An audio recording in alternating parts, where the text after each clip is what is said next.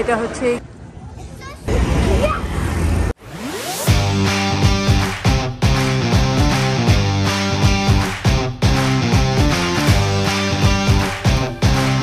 আজকে আমাদের মিলানের সেকেন্ডের আউটিং। আজকে আমরা দূরে কোথাও যাব না। গতকাল যে এক্সপিরিয়েন্স হয়েছে আনবিলিভেবল। সো যাই হোক, আজকে আমরা হচ্ছে শহরের ভেতরেই থাকবো, মিলানটা ঘুরবো, মিউজিয়াম দেখবো, তারপর ক্যাথেড্রাল দেখবো এবং হচ্ছে কিছু শপিংয়ের যাব। সো দেখা যাক আজকে আমরা মিলানের কই যাই। আপনারা আমাদের সাথে থাকেন আজকে আমাদের মিলানের ট্যুরে। আজকের ওয়েদারটা একটু ভালো আছে, একটু ক্লাউডি দেখা যাচ্ছে, যার কারণে একটু আরাম লাগতেছে আর কি বের হয়ে। তো কতক্ষণ যে থাকে।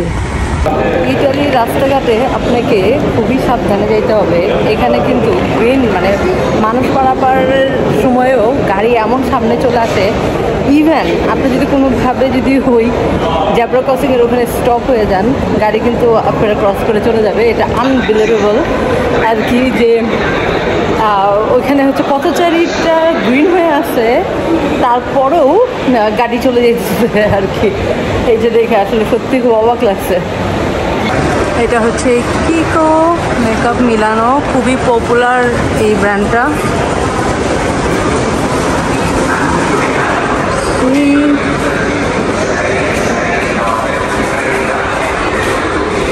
This is my Kiko shopping. Just একটা নেল পলিশ।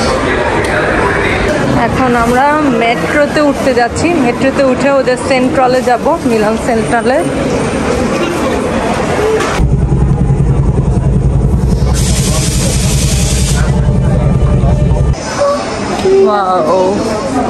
একদম এন্ট্রিতেই একদম বের হয়ে তোমার মিলানে আছে। হ্যাঁ, এখানে না। আমরা এখন যে জায়গাটায় আছি সেটা হচ্ছে মিলানের মেন অ্যাট্রাকশনের মধ্যে একটি। এখানে না আসলে আপনি মিলানেই আসেন নাই বলতে গেলে। তো বেসিক্যালি এটা হচ্ছে একটি চার্চ, যার নাম হচ্ছে ডুওমো দা মিলানো। কেন এই চার্চটি এত বিখ্যাত সেটা আপনাদের সাথে আমি আজকে ছোট্ট করে তুলে ধরার চেষ্টা করব। এই চার্চটি বিখ্যাত হওয়ার মেন কারণ হচ্ছে এই চার্চটি হচ্ছে ইটালির সবচাইতে বড় চার্চ, আর ওয়ার্ল্ডের মধ্যে যদি বলি সেটা হচ্ছে থার্ড লার্জেস্ট চার্চ হচ্ছে এটি। আর যে ইন্টারেস্টিং বিষয় হচ্ছে এই চার্চটা যখন তৈরি করা শুরু হয়েছিল সেটার সময়টা ছিল 1386 সালে, এবং এই চার্চটা হচ্ছে যখন কমপ্লিট হয়েছে তখন হয়েছে 1965 সালে। তার প্রায় 579 বছর লেগেছে এই চার্চটি তৈরি হতে। কিন্তু এই চার্চের ভেতরেও যেতে পারবেন, তার জন্য আপনাকে আলাদা টিকিট কাটতে হবে, এবং এটার ভেতরে স্টেয়ার আছে, সেই সিঁড়ির বেয়ে আর কি উপরে উঠতে হয়, যারা ট্যুরিস্ট তারা যায় আর কি। তো ভেতরে সিঁড়ি এখানে আছে 900-র উপরে আর কি সিঁড়ি আছে, যেটা বেয়ে বেয়ে আপনাকে উপরের দিকে উঠতে হবে, এবং সেখান থেকে আপনি ভিউটাও অনেক সুন্দর পাবেন। এই চার্চের এরিয়ার সামনেই আপনি আরেকটা মেন অ্যাট্রাকশন খুঁজে পাবেন, যার নাম হচ্ছে গ্যালেরিয়া ভিটোরিয়া ইমানুয়েলে 2।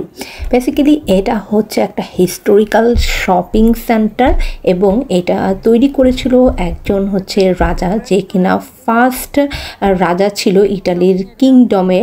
এবং এই এরিয়াটা হচ্ছে শপিং সেন্টারটা তৈরি করা হয়েছিল 1865 সাল থেকে 1877 সালের মধ্যে। এখানে বেসিক্যালি আপনি সব ব্র্যান্ডের হচ্ছে স্টোর পাবেন, প্রাডা, লুই ভিটন, সব এক্সক্লুসিভ সব ব্র্যান্ডের দোকান পাবেন এখানে।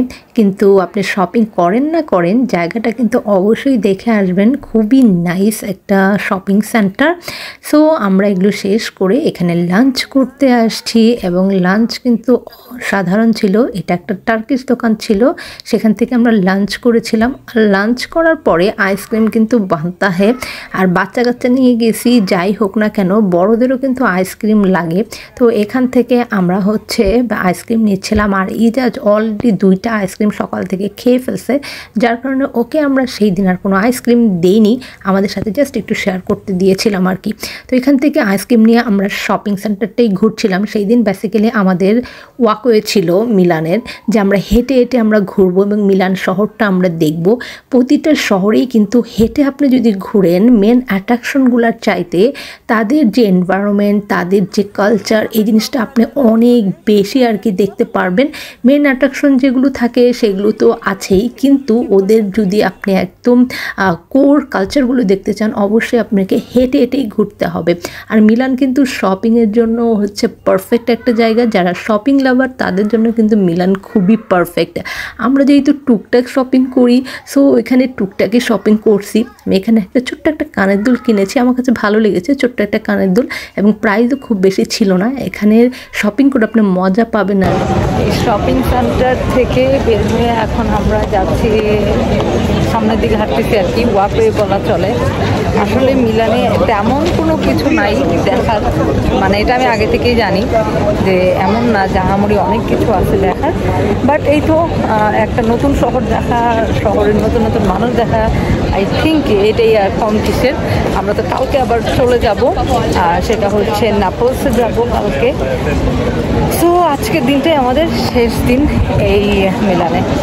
আমরা টুকটাক শপিং করে তো ওদের শপিং সেন্টার ধরেই হাঁটছিলাম এবং গুগলে দেখছিলাম সেখানে আরেকটি ওদের হিস্টোরিক্যাল প্লেস আছে, তো সেটার উদ্দেশ্যেই আমরা হাঁটছিলাম। তো হাঁটতে হাঁটতে ওদের অলিগলিগুলো দেখা হচ্ছিল এবং ওদের কালচারগুলো দেখা হচ্ছিল, যেটা আসলে খুব ভালো লাগছিল। আমরা যে প্লেসটাতে যাচ্ছি সেটাও একটি ক্যাথেড্রাল, কিন্তু এই ক্যাথেড্রালটাও খুবই হিস্টোরিক্যাল একটা ক্যাথেড্রাল, কারণ হচ্ছে এটি ওই মিলানের হচ্ছে সবচেয়ে পুরনো বিল্ডিং, যেটা আজ থেকে 2000 বছর আগে আর কি তৈরি হয়েছিল, এবং এর নাম হচ্ছে basilica of saint Lorenzo Milan. কিন্তু এখানে যাওয়ার পর আমরা একটু আশাহত হয়েছি, কারণ এটা পুরোটাই কনস্ট্রাকশনের জন্য কাভার আপ করে রাখা হয়েছিল।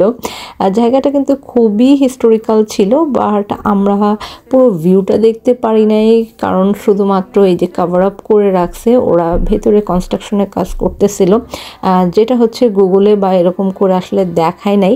বাট হচ্ছে এখানের যে কলামগুলো আছে সেগুলোও কিন্তু সেই রোমান সভ্যতার সময় আর কি করা, এবং পুরো জায়গাটাই বোঝাই যাচ্ছিল যে খুবই হিস্টোরিক্যাল প্লেস হতো।